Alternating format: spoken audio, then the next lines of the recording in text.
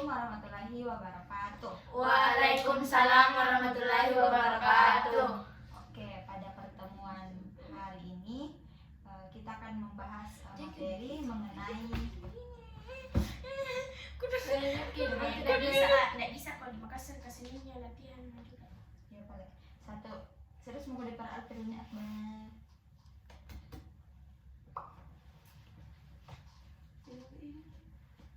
Dia mau kode koe. Dia mau.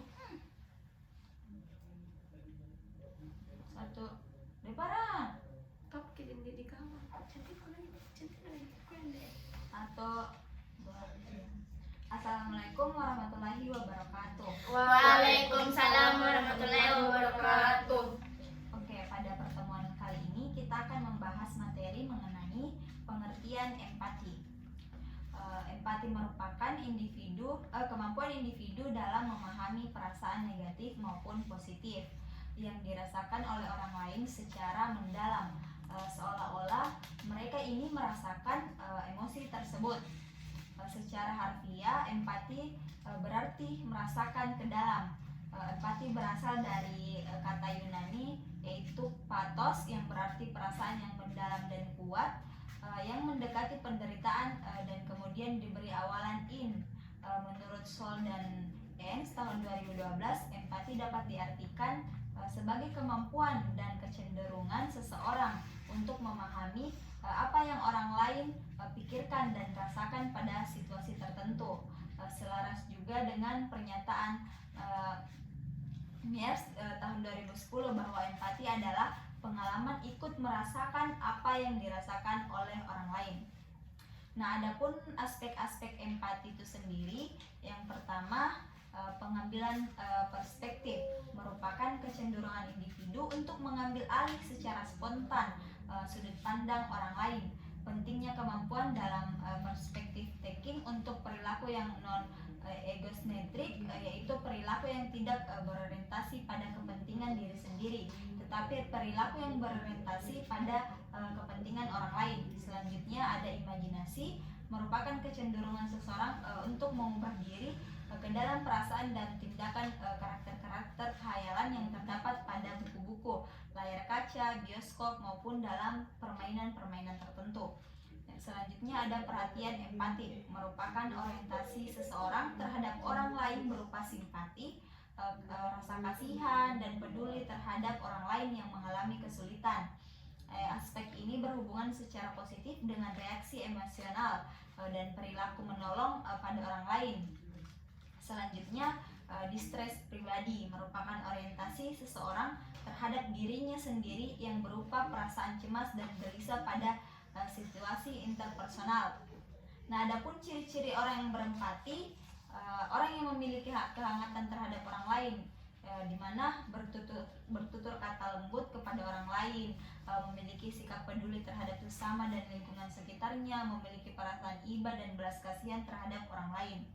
Sementara menurut Goleman menjelaskan bahwa ciri-ciri orang yang memiliki rasa empati itu sendiri yaitu mampu menerima sudut pandang orang lain, karena pada dasarnya memang seseorang itu masing-masing seseorang memiliki sudut pandang yang berbeda.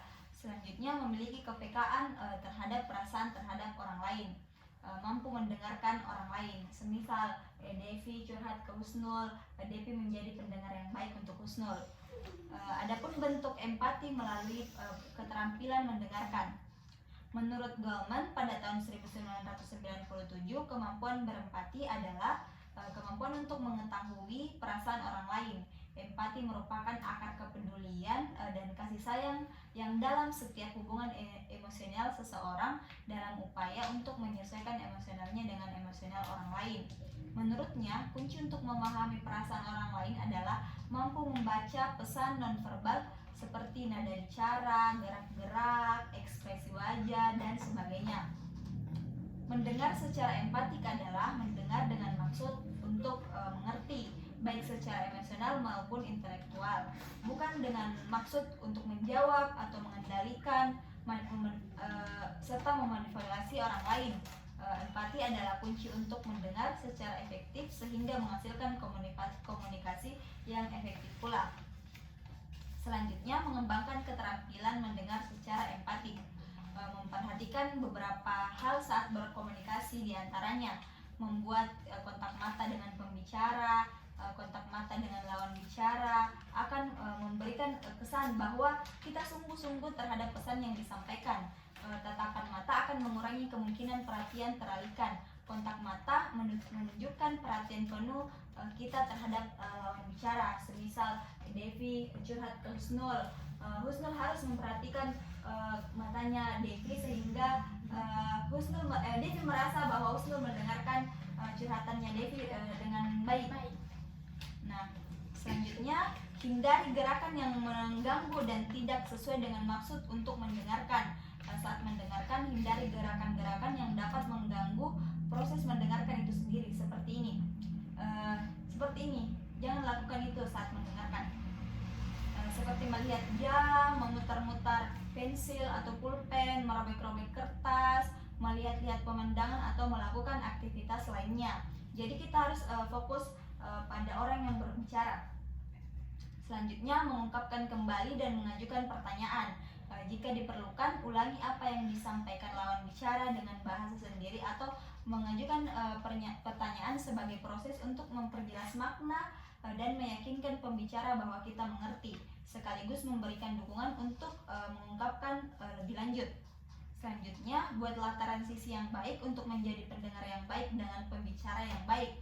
Kita memiliki kecenderungan untuk berbicara daripada mendengarkan, dan kita juga memiliki kecenderungan untuk berbicara sambil mendengarkan. Lakukanlah transisi secara bergantian. Dan yang terakhir, berusahalah mengerti, kemudian dimengerti. Kalau kita mampu mengerti orang lain, maka kita akan mudah dimengerti orang lain.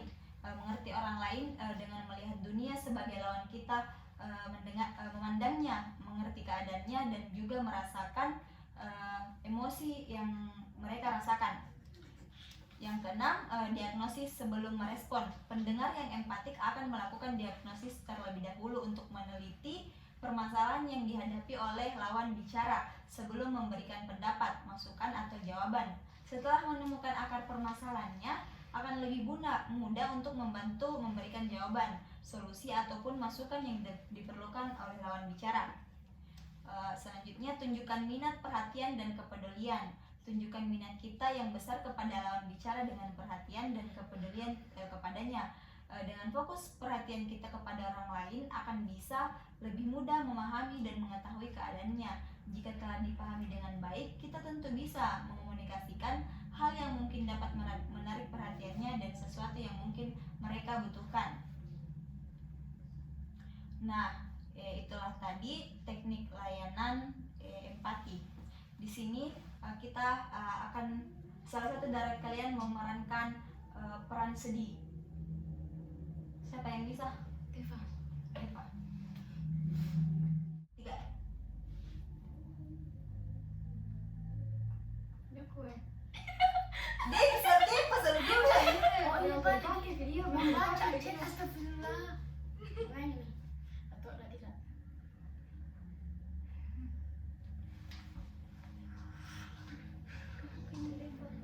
Kenapa Depa? Kenapa? Nangis Depa. Nah, oke. Terima kasih atas segala perhatiannya. Saya akhiri. Assalamualaikum warahmatullahi wabarakatuh. Waalaikumsalam